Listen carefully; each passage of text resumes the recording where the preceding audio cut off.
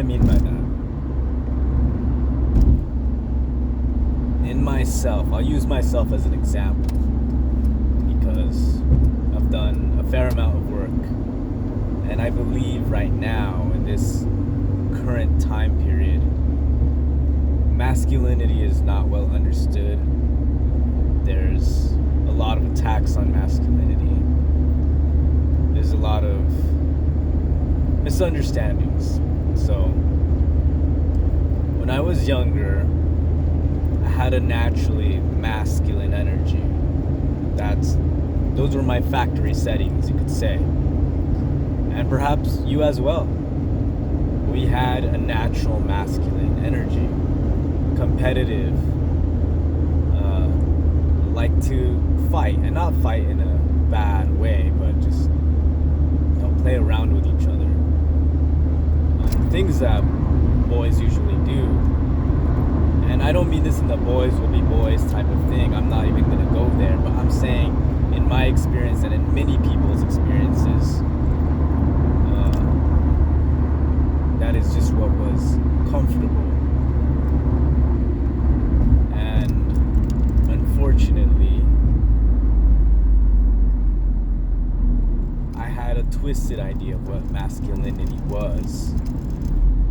And for a while, I was very angry. I had a very traumatic childhood. I had a lot of anger, a lot of aggression in me, and I was a bully for a while.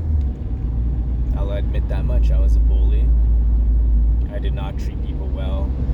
I flip-flopped. I was gentle in some ways, sensitive in some ways, but there was an aggression and anger, and I like to fight. I like to hit people. I like to feel dominant and powerful. And there was a lot of shame associated with that because I didn't feel good inside as a person. I had morals. I knew that it was wrong, yet I could not stop myself. So eventually, I turned that energy inward. I became socially anxious, insecure. I stopped being aggressive, but I became aggressive inwardly towards myself.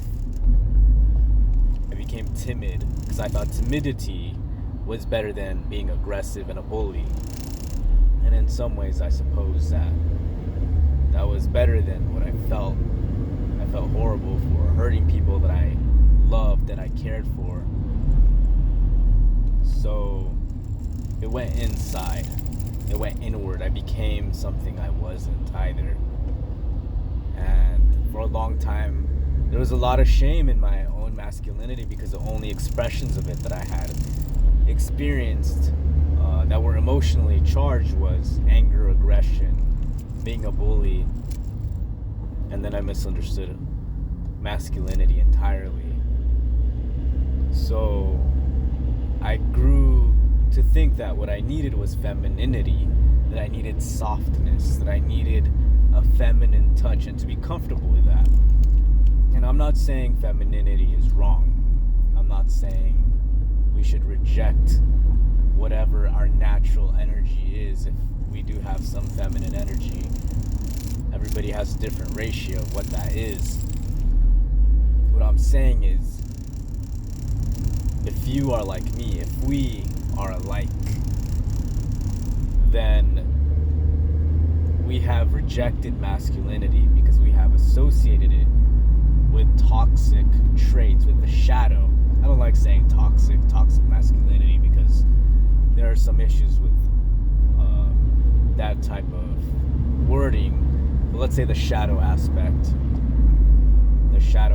of that. It's made me turn even more into something that I wasn't.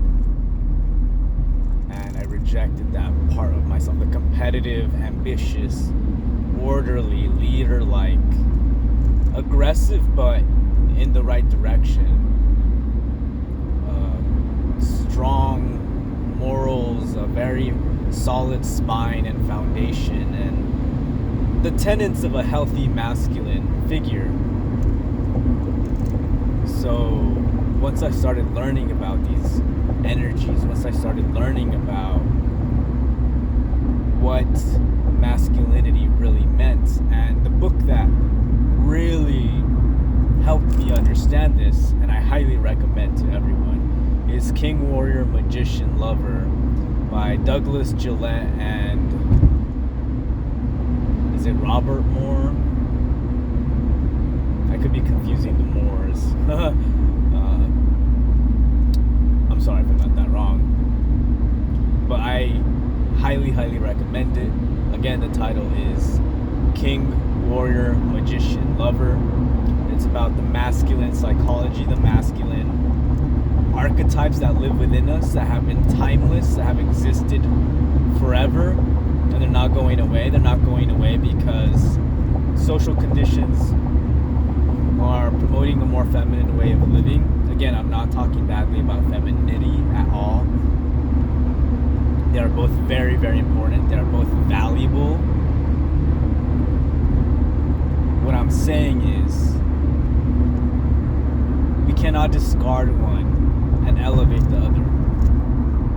What I'm saying is that it is okay to be masculine.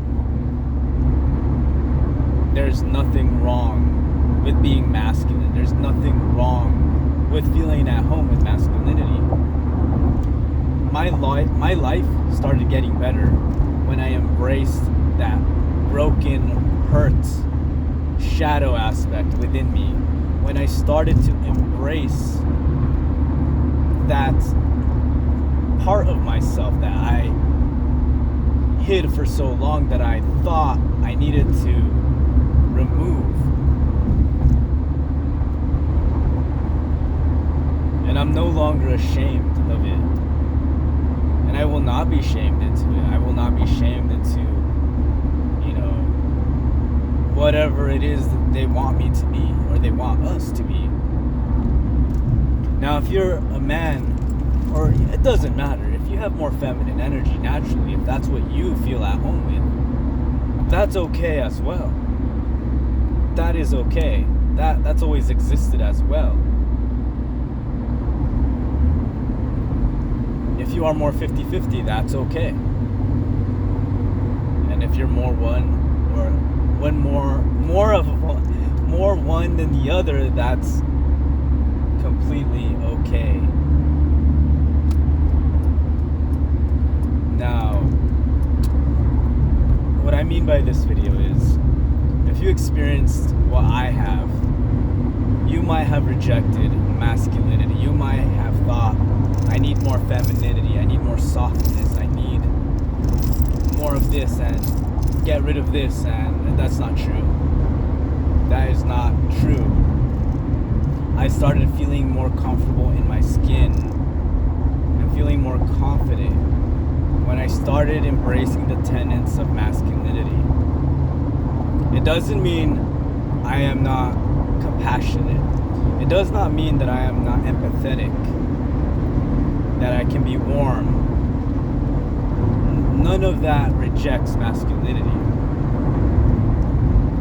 What I'm saying is, those traits can coexist with a healthy masculinity, with a divine masculine.